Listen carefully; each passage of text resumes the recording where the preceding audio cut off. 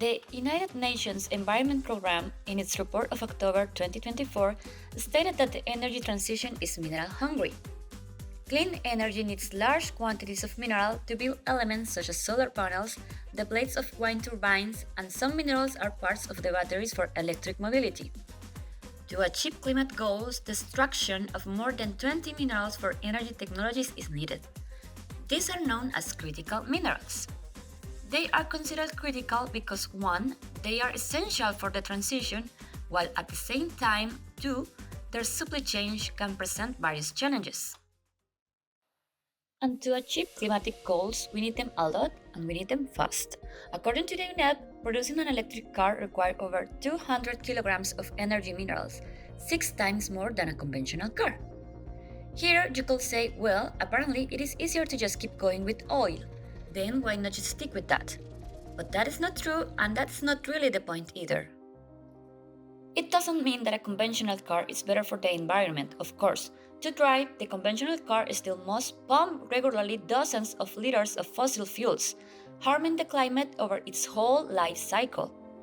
The electric car, meanwhile, has a bigger backpack of minerals on board, but afterward, it drives only with electricity, hopefully from climate-neutral sources. So, we need to change that energy system. If we keep going in the path of fossil fuels, rising temperatures won't be a distant problem. We already feel the burning summers, the low rivers, and the higher food prices. And just imagine a polar bear struggling to survive. Doesn't that hit you? We know we can't just do anything. So the real question is not whether we need to change, but what we need to change and how we can do it better than we have been doing so far. To explore that, let's first see where these materials come from and what role Latin America plays in all of this. These minerals come from different parts of the world, but most of the extraction and the processing happens in just a few countries. Even though China is the main processor, it still relies a lot on imports from other countries, especially in Africa and Latin America. In the graphic, we can confirm that, and we start to see the prominence of Latin American countries. We can see that in other graphics as well. Chile, Argentina, and Peru are important in copper and lithium, Brazil in manganese, and Mexico in silver, among others. These materials aren't just for clean energy. They are also in your smartphone and even in the giant cargo ships that bring your Amazon orders.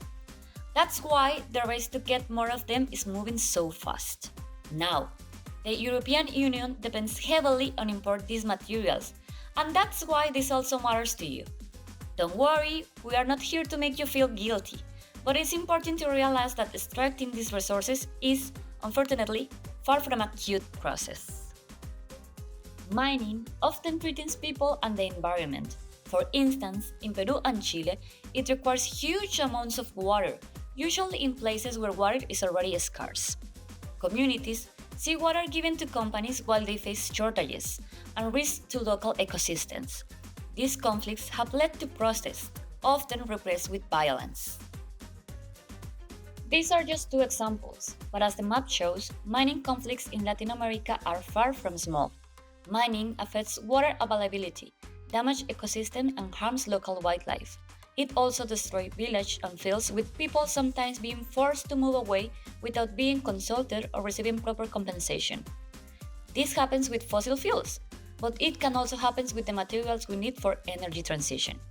And as if it were a cruel twist of fate, these materials are often located in areas inhabited by indigenous people, peasant communities, or in mega biodiverse regions like the Amazon.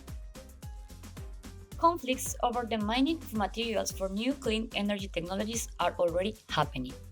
In the first half of 2025 alone, the NGO Business and Human Rights Center reported 95 cases of human rights violations and environmental damage linked to the extraction of critical materials. More than half of these cases took place in Latin America and the Caribbean. Why is that? In the next video, we will explore further the role of Latin America in energy transitions in countries like Germany and start answering the question. Stay tuned, and remember, everything we use comes from somewhere, but we can always do something to make it right.